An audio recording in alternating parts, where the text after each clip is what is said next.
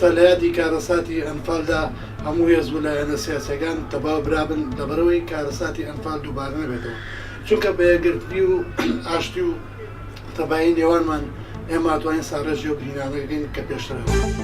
بەڕاستی کارەساتەوە هەموو لایەنەکان و وڵاتانی کەس لەم کارەسات و جینۆسایدی بەسەر کووردا هاتووە، هەمووی بێدەنگیان هەڵبژاردووە. هیواداری لەمە دووە ئەو وەزع بەسەر کووردا دووبارە نەبێتەوە، نێوە وڵاتانی چاو لەو جینۆساید و کۆمەڵکوژیانی نەگەرگەلی کورد هەموو میلەتانی سەر زەوی. من وەکو کوڕانفال کە کارەساتێکە زۆر ئاماژەم بوو کە سەرێ ماوەتی ساڵ 83 کە بۆ من ئەنفال کرد، من بۆ بێ خو نەدیتە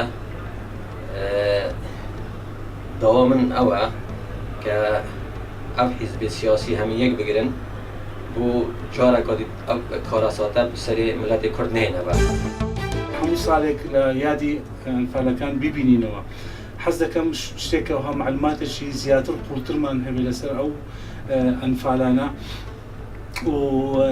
ئەوە بۆ من شتێکی مهمە چکە بەڕاستی معلوماتمان هەیە بەس معلوماتەکەمان کەمە.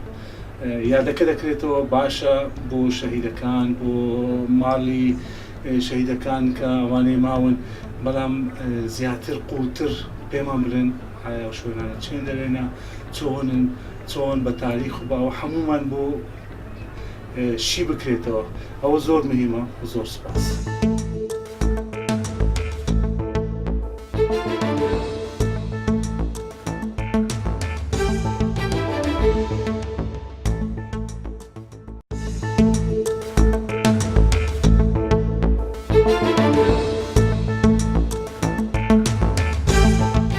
پەیامی من بۆ ئەنفال، بۆ یادکردنەوەی ئەنفال کە کورد بتوانێت دەرسێکی باشی لێوەری بگرێ، بتوانی ئەو ڕۆڵانەی هێستا گەنجەکانمان تێی بگەن کە باب و باپیرانمان بە چدا تێپەڕین، ئەو ئارامی و خۆشی و ئازادێک هەمانە هێستا بەرهەمی شەو ڕۆژێک نیە، بەرهەمی ئەو هەموو قوربانی و هەموو بە هەزاران قوربانی شەهیدمان داوە.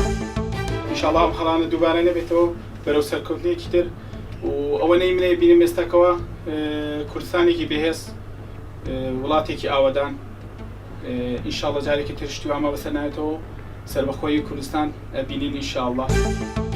لە یادی ئەنفال و هەڵەبجە کیمیابارانی هەڵەبجە داوا لە لایەنە سیاسیەکان دەکەم کە یەکڕیزی و یەکدەنگی بنوێنن لە بۆ بەرەنگاربوونەوەی جارێککە دووبارە نەبوونەوەی کیمیاباران و ئەنفالکردنی گەلی کورد.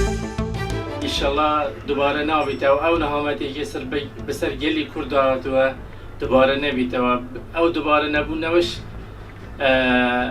دەگەڕێتەوە بۆ لای خۆمان، ئێمەی ملەتی کورد دەبی هەوڵ بدەن یەک بگرین بۆ ئەوەی دفاع لە بەرژەوەندیەکانی گەلەکەمان بکەین و یەکڕێزیمان بپارێزین و باشترین شت یەکگرتنی گەلی کوردستانە. سپاس.